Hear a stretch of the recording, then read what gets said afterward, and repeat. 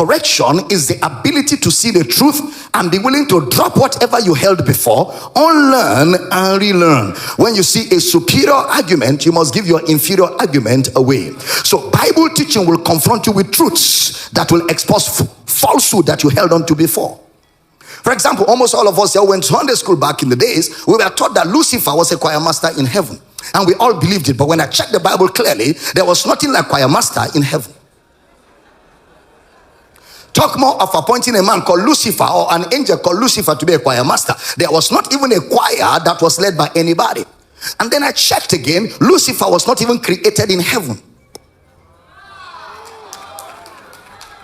Lucifer was created in Eden. Eden was where Adam also was, because Lucifer was not created for God, he was created for Adam. If you read the book of Isaiah and the book of Ezekiel, Ezekiel and Isaiah unveils that in the day you were created in the Eden. In the day you were created in Eden. So Lucifer was not created in heaven, he was created in Eden to serve man as the supernatural help of man who was a natural being. Are we teaching here? Okay, don't forget that all angels till tomorrow were created to serve man. That is why they serve Jesus, the man. There's one mediator between God and man, the man. To which of the angels said he, "This is my beloved son." But all angels have been commanded to worship the son, the man. Hebrews 1:14, are these not all ministering spirits sent forth to minister for those who shall be heirs of salvation? So all angels were created to serve man. And that's why after the fall of man, Jesus came as a man, defeated Satan. Hebrews 2:14, for as much then as the children are partakers of flesh and blood, he likewise himself partook of the same, that through death he might destroy him that had the power of death, which is the devil, and deliver them who all through their lifetime were subject to bondage. Colossians 2:14 and 15, and having spoiled principalities and powers. Now the word spoil is not English. The word spoil in Colossians chapter 2 verse 14 and 15 is not spoil, is the word disarm. So Jesus didn't shatter Satan. No, he only collected his armor of work and rendered him armorless. Where people say, "Satan, I will kill you," they are just ignorant. Nobody can kill Satan. That's why when Jesus showed up, Satan will say to Jesus, "Have you come to destroy us before our time? We know who you are, the Holy One of God. We have a time, so you can't do anything to us before that time." Are we teaching here? If I'm teaching, shout, "I hear you." So he says to them, "Have you come to destroy?" So having disarmed, spoiled principalities and powers, he made a public show of them, of them who were held captive by principalities and powers. He didn't get that. And having spoiled, disarmed principalities and powers, he made a shoe of you. You that the principalities and powers held captive.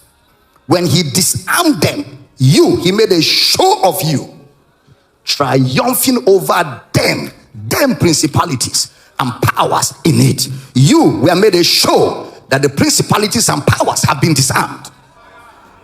I don't know if I'm communicating at all. He didn't make a show of principalities and powers. He made a show of the captives that were captured by the principalities and powers as a testimony of the victory that he has obtained. That's why today, the moment you believe the gospel, Satan is disarmed. He's watching you walk out of darkness into the kingdom of light, and he can do nothing about it. If I'm teaching good, somebody shout, "I'm hearing you." So Paul now says, "For I'm not ashamed of the gospel of Christ." The word gospel simply means good news.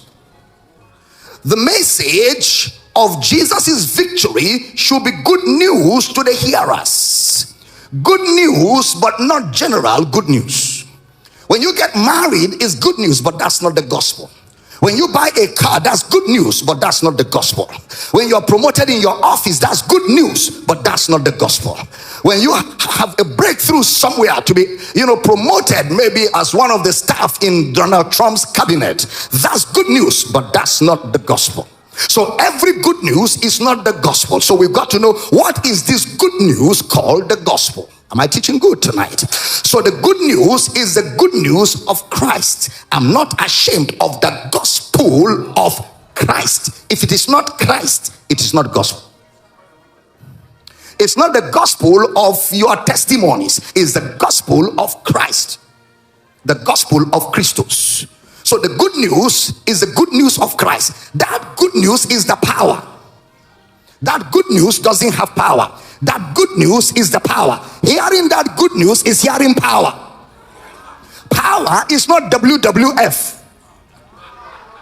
Power is not kutu kutu kutu kuku kaka. No, that's not power. That's exercise. Power is when God moves into a situation and changes that situation, takes a sinner, makes him a saint, pull a man out of darkness into light. There may be no physical action, but there will be an immediate transformation from darkness to light. Somebody said to me, well, you know, all these guys that preach grace, they preach Christ, they are not demonstrating power because they came from a church where people vomit and roll on the floor every Sunday. And to them, when people are vomiting and rolling on the floor, that is power. But these same people vomit every Sunday. And they keep rolling all the time. If you're not stupid and the preacher preaching is not stupid, when you have done something for 3, 4, 5 hours, you should know that he doesn't have power. Where there is power, it shouldn't take days, it should take seconds. Because he didn't say, in my name they shall struggle with demons. He said, in my name they shall cast out. Out is out. He didn't say they shall negotiate. He didn't say they will be asking questions. They shall cast out. So when you have power and you say out, it's out. Whether there's drama or no drama. In fact, if there's drama, you tell the drama, stop that. Jesus will say, torment him not. I say, stop that. Out. Am I teaching here? And there are many times the power is in operation. Nobody is falling, nobody is vomiting, nobody is rolling, but serious things are happening in the spirits and in the thoughts of men. If I'm teaching, shout, I hear you. That's why Paul says, when we came, we didn't come with enticing words. We didn't come with motivational speaking. We didn't come with entrepreneurial teachings. We didn't come with success buttons. We didn't come with success Panadol. But we came in the demonstration. Now that word demonstration is not demonstration. There is the Greek word apodexis. Apodexis, demonstration. Apodexis means we came to flash light on the surface. That is where you were confused. When we spoke, light appeared. Suddenly confusion ended. That's power. Suddenly you are free from sin. That is power. Suddenly you didn't know what to do. Now you know what to do. That is power. Power is when light shines in the midst of confusion. Because somebody can fall and fall and fall and keep falling and break his leg and break his head, and nothing happened. But when we start teaching, a light starts opening up, and you go like, oh, I see. Yeah, I see. That's power. When you walk out of that service and Satan says, hey, tell him, stop that nonsense. Because you see Kabbalah, God has come.